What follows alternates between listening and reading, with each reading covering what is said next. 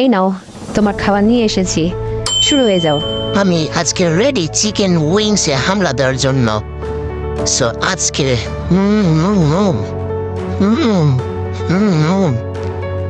একটু নুডলসের সাথে খাবো। আজকে আর নুডলসের প্রতি আমার মন নেই, আজকে শুধু মন হলো গার্লিক চিকেন উইংসের উপর। কিচ্ছু রাখবো না। এটার সাথে একটু পেঁয়াজ পাতা খাওয়া যাক। Heavy tasty.